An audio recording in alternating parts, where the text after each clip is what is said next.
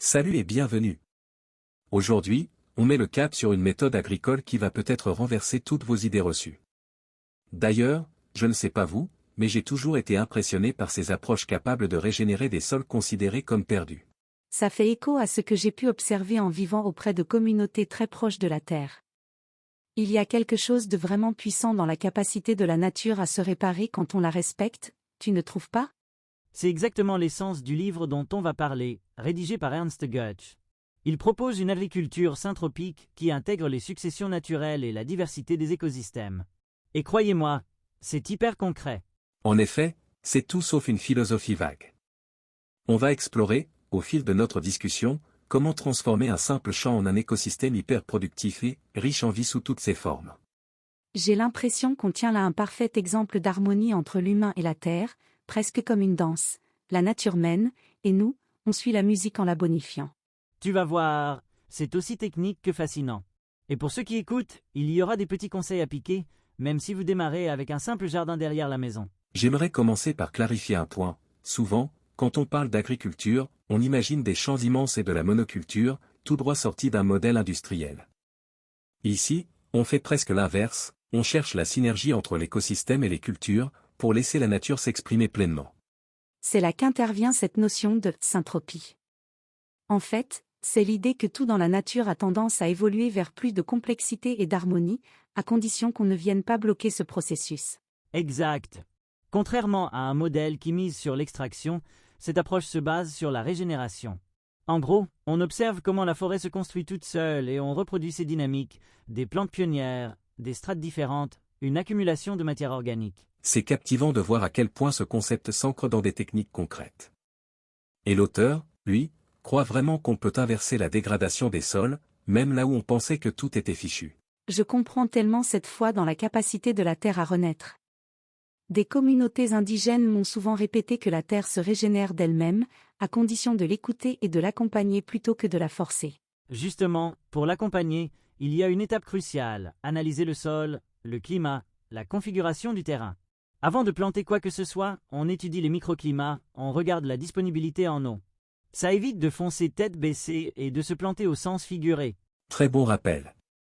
Il y a là un côté très pragmatique, on commence par une observation fine, on met en place des solutions adaptées, puis on laisse la vie faire son œuvre.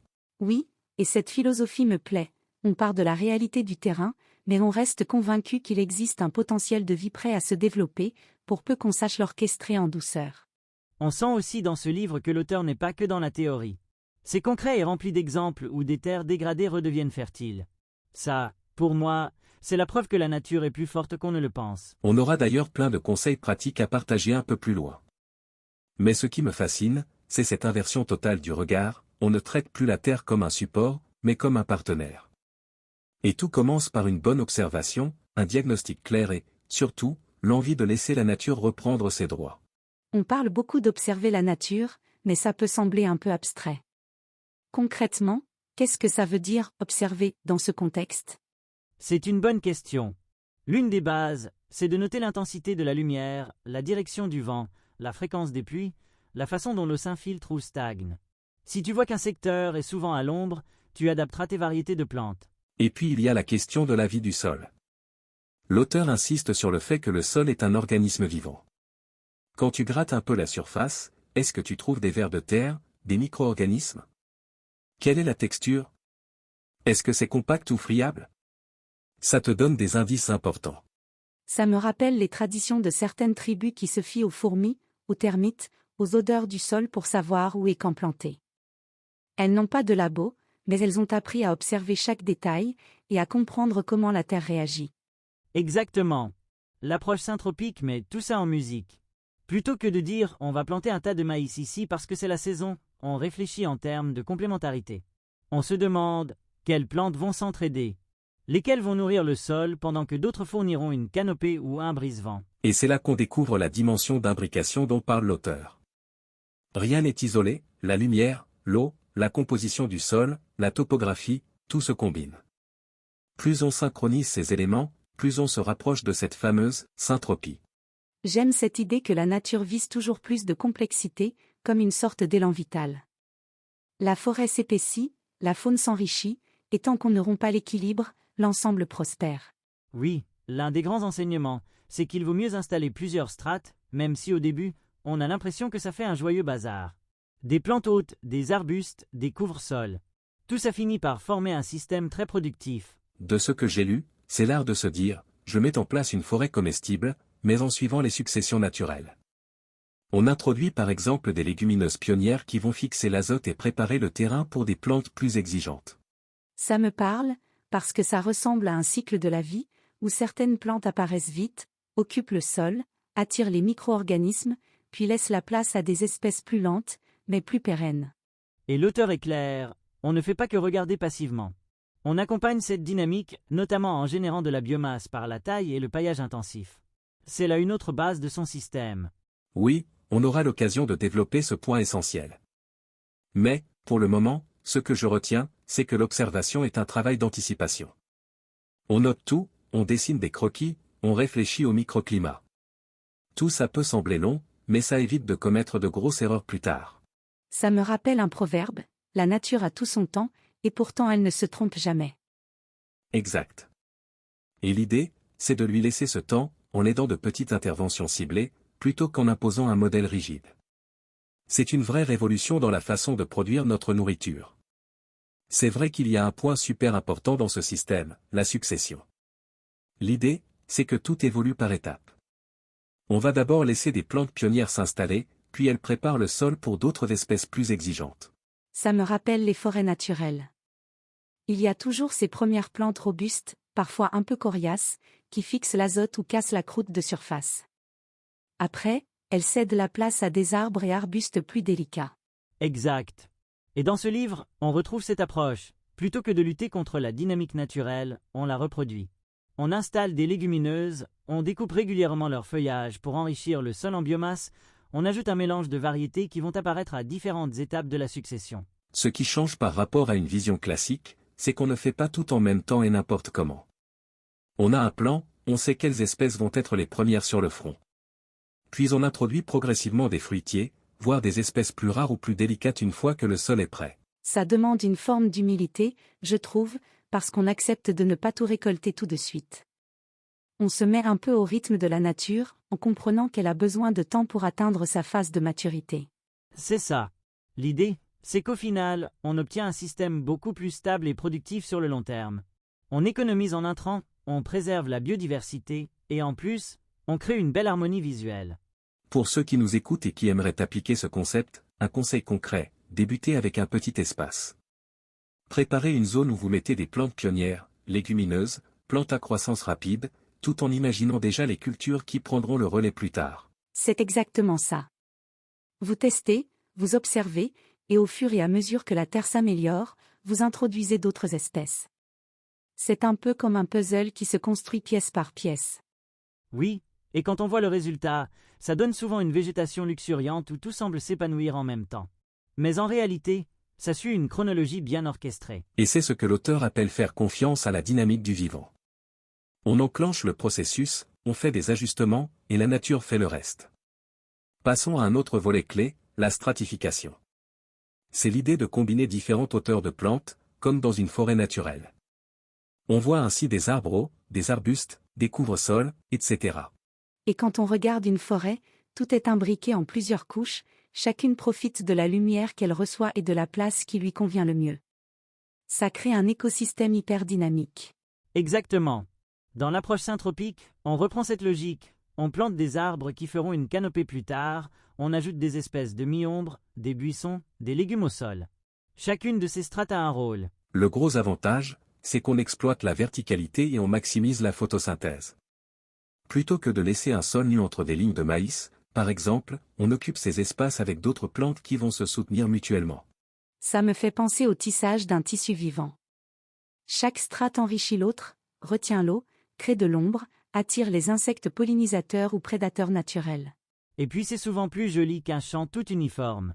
Quand on s'attache à la beauté du paysage, on voit que cet agencement en strates apporte de la diversité, et la diversité, c'est la clé de la résilience. Pour ceux qui veulent s'y mettre, un petit conseil, commencez par les plantes de soutien, comme les légumineuses, puis ajoutez les fruitiers, et enfin les plus petites cultures. Ça évite que les plus délicates soient étouffées ou manquent de lumière au démarrage. Et c'est là qu'on ressent la philosophie de l'auteur, tout miser sur la complémentarité. Lui, il voit la forêt comme un modèle de coopération naturelle. On n'est plus dans une compétition pour la ressource, mais dans un partage de l'espace et de la lumière. Oui, et ça va de pair avec ce qu'on a dit sur les successions. Au début, les plantes pionnières vont occuper la strate intermédiaire, puis petit à petit, quand elles vieillissent ou qu'on les taille, ça libère de la place pour d'autres. Exact.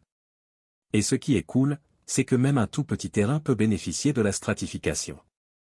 On peut avoir un arbre fruitier, des arbustes à petits fruits, des aromatiques au sol, et le tout s'harmonise sans qu'on ait besoin de trop intervenir.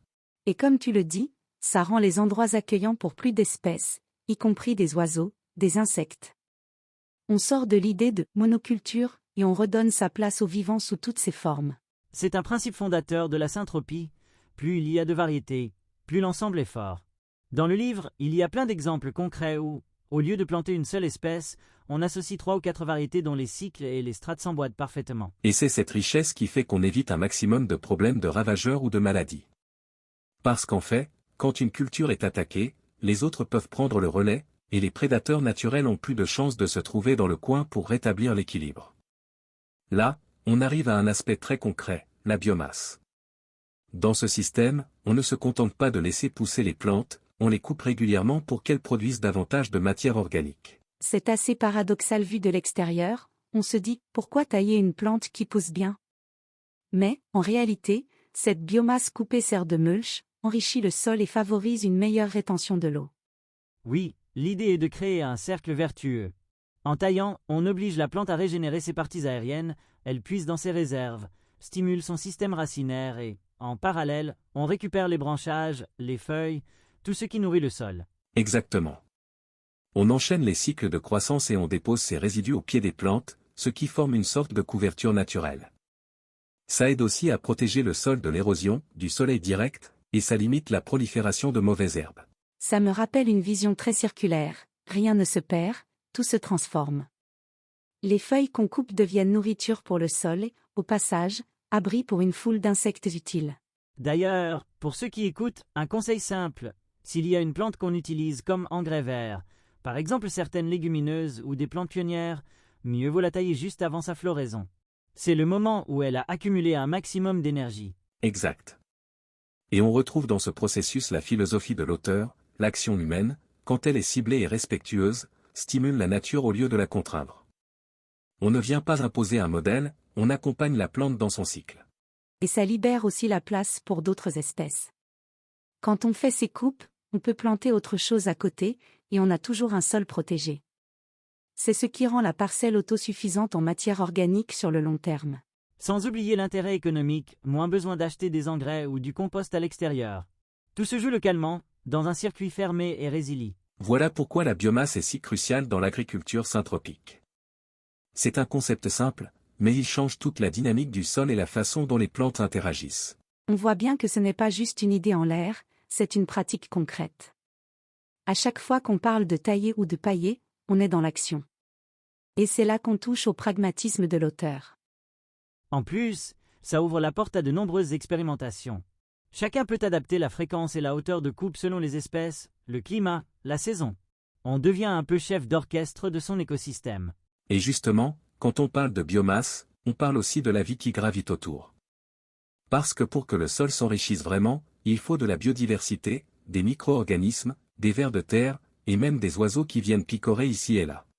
J'ai pu constater à quel point, sur certaines terres, dès qu'on favorise un peu la diversité, la faune revient.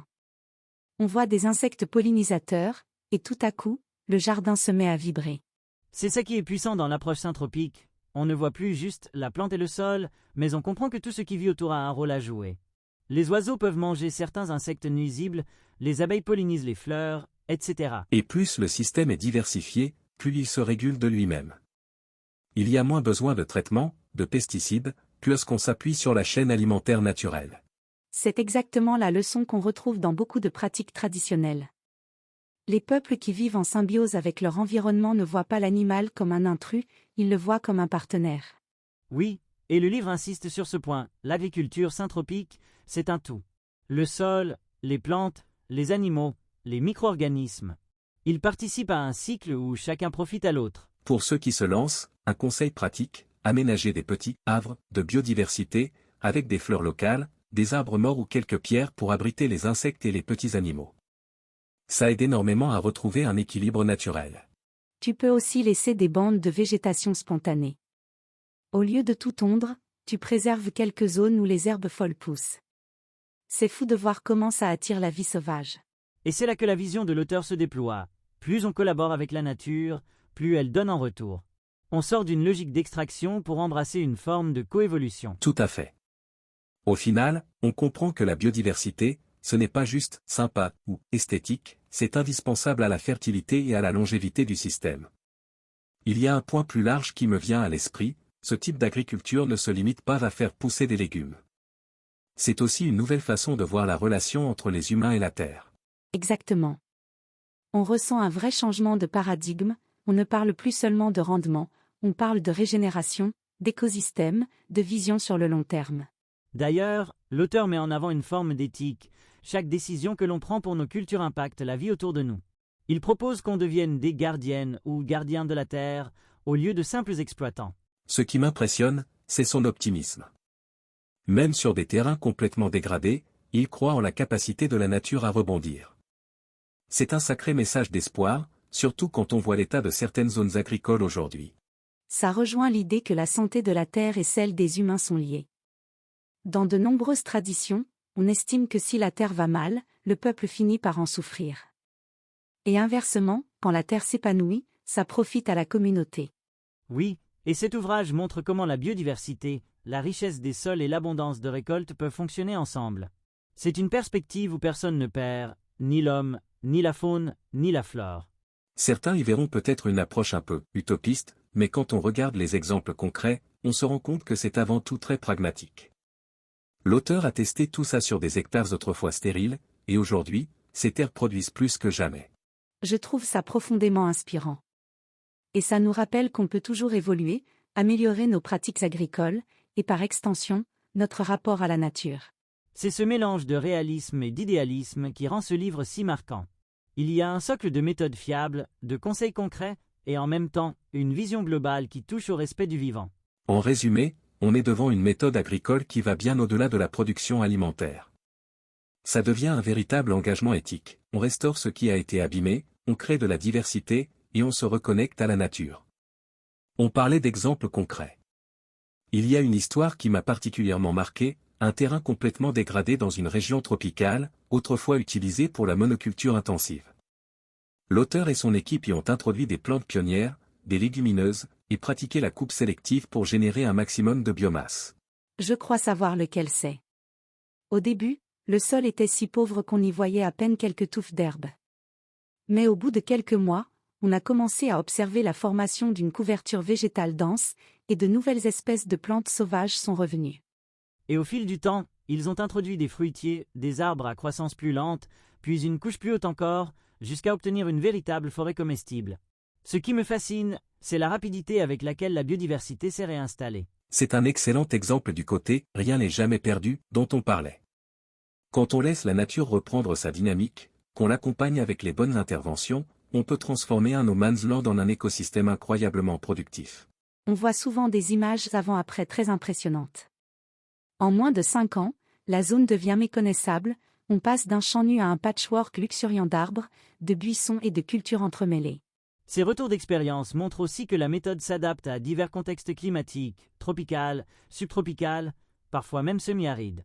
Bien sûr, il faut ajuster le choix des espèces et la fréquence des tailles, mais le principe reste le même. Et cette résilience profite aussi aux communautés locales. Dans beaucoup de cas, on voit la création de petits marchés où se vendent des produits frais toute l'année, grâce à la diversité. Les familles mangent plus sainement, et l'économie locale se dynamise. C'est ça qui est beau, une approche où l'humain et la nature se soutiennent mutuellement.